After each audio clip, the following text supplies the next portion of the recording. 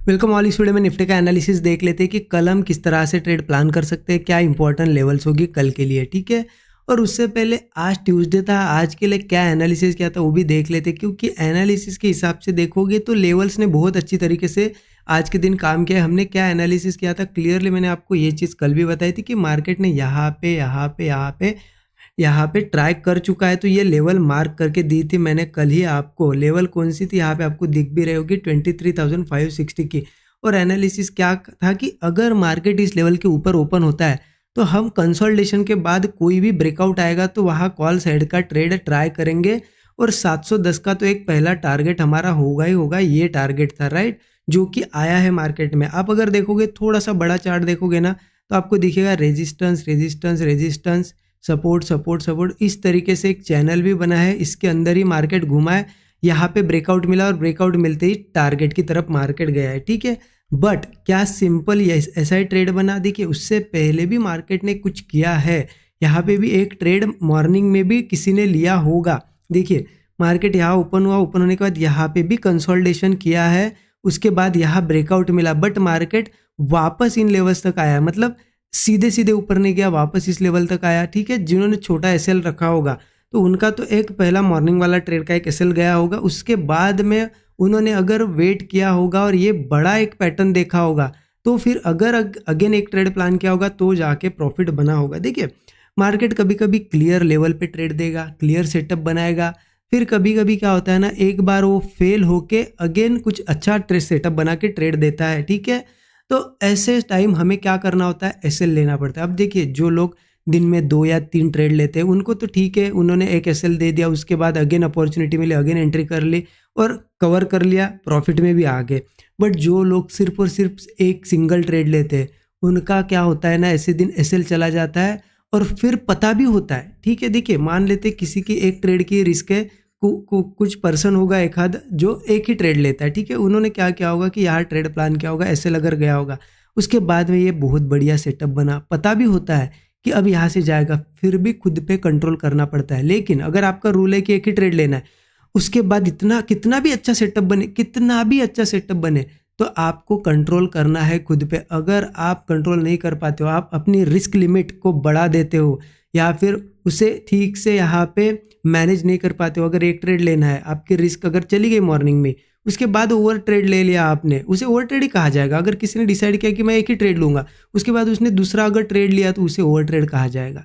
अगर किसी ने डिसाइड किया कि मैं दिन में 3 बार ट्रेड लूंगा, अगर उसने एक गया एसएल, उसने दूसरा भी ट्रेड प्लान किया, तीसरा भी, उसे ओवर ट्रेड नहीं कहा जाएगा, क्योंकि उस बंदे ने प्लान किया है कि मैं 3 बार ट्रेड लूंगा, तो वो प्लान के साथ चल रहा है। हाँ, उसने 3 बार के बाद अगर ट्रेड लिया, चौथा पांचवा, तो उसे भी ओवर ट्रेड कहा जाएगा। तो ओवर ट्रेड इसे कहा जाता है, ठीक है, कि जो डिसाइड करते हैं उसके ज़्यादा ट्रेड प्लान कर लेते हैं, उसे ओवर ट्रेड कहा जाता है, ठीक है।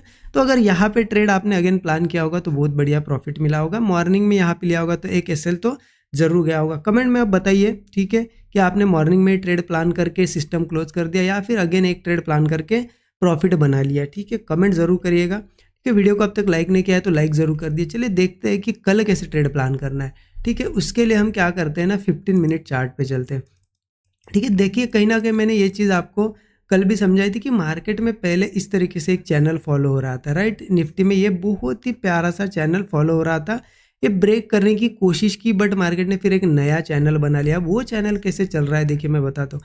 अभी जो है ऊपरी लेवल पे मार्केट बिल्कुल चैनल टू चैनल फॉलो कर रहा है, ज़्यादा कोई कॉम्प्लिकेटेड है भी नहीं ऊपरी लेवल पे, ठीक है। इसलिए मैंने आपको बताया था कल के दिन, ये मार्क भी करके दिया था मैंने ऐसा कि मार्केट अगर यहाँ से इस लेवल के ऊपर निकल जाता है तो ये चैनल का यहाँ पे ये लेवल टेस्ट करने जा सकता है, और मार्केट ने वही किया है। देखिए बिल्कुल वो प्राइस एक्शन को फॉलो किया है आज के दिन, ठीक है। अब मार्केट क्या किया है ना, ऊपरी लेवल के पास कहीं ना कहीं वो चैनल का जो हायर लेवल है वहाँ पे आ गया, नीचे से इस तरीके से चैनल है, ठीक है। मार्केट क्या कर रहा है, सपोर्ट पे आता है, रेजिस्टेंस पे फिर से एक सपोर्ट लेता है, फिर रेजिस्टेंस तक गया है। अब क्या हो सकता है ना, ऊपरी लेवल पे यहाँ पे अगर देखा जाए, अगर गैप अप वगैरह होता है तो ध्यान रखिएगा। अब इसी चैनल को हम फॉलो करने की कोशिश करेंगे। क्यों करेंगे, अगर क्योंकि आप देखिए ना, मार्केट यहाँ से ऊपर गया, छोटी सी रिट्रेसमेंट की, यहाँ पे भी छोटी रिट्रेसमेंट की, ऊपर गया, तो मुझे लगभग एक वन साइडेड मूव दिख रहा है, ठीक है। अगर देखिए यही मूव ऐसा होता है कि यहाँ तक गया, फिर एक अच्छी खासी रिट्रेसमेंट की, फिर ऊपर गया, फिर एक आध रिट्रेसमेंट है, तो इसे कहते हैं एक हेल्दी रिट्रेसमेंट वाला मूव। ये मूव वैसा नहीं है, तो मार्केट एक बार सेलिंग के लिए जरूर आएगा। अब वो आ कहाँ से सकता है, हो सकता है यहीं से आए, क्योंकि यहाँ पे इस ट्रेंड लाइन का भी रेजिस्टेंस है और एक रेजिस्टेंस लेवल भी है 23,760 लेवल, ठीक है, बहुत बढ़िया लेवल है। तो अगर कल के दिन इस लेवल के आसपास कहीं ओपन होता है, ठीक है, और यहाँ से रिजेक्शन लेता है और वो ऊपर नहीं जा पाता, उसके बाद वो यहीं पे कहीं नीचे ही ट्रेड करके कोई ब्रेकडाउन बनाता है, तो ज़रूर हम पुट साइड का ट्रेड प्लान करेंगे, ठीक है। देखिए इतना बड़ा ऐसा नहीं बोल रहा कि भी फिर से यहाँ तक आ जाएगा, आने को आ भी सकता है, लेकिन मैं आपको ये लालच नहीं दे रहा हूँ। मैं आपको सिंपली बता रहा हूँ कि यहाँ पे अगर ट्रेड प्लान करते हैं तो ज़्यादा से ज़्यादा 20 से 25 पॉइंट का स्टॉप लॉस इंडेक्स में रखेंगे और टारगेट 1:3 लेने की कोशिश करेंगे। मतलब एक भी ये रिट्रेसमेंट वाला भी मूव आएगा ना, उसमें हम हमारा टारगेट बुक करके निकलने की कोशिश जरूर करेंगे, ठीक है। यहाँ पे रेजिस्टेंस है, तो कॉल देखिए जरूर, एक चीज़ ध्यान रखना, कॉल यहाँ पे प्लान मत करना।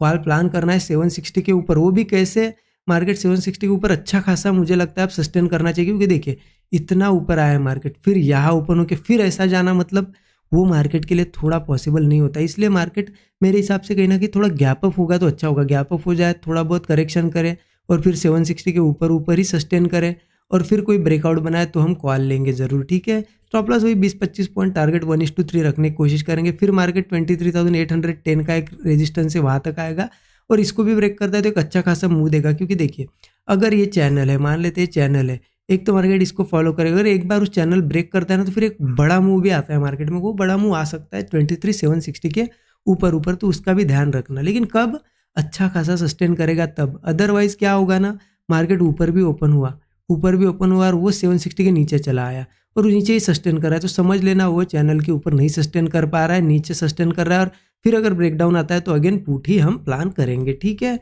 इस तरीके से प्लान करेंगे। अब देखिए ये तो आपको समझ में आ गई चीज़, फ्लैट ओपन होता है, गैप अप होता है तो क्या करना है।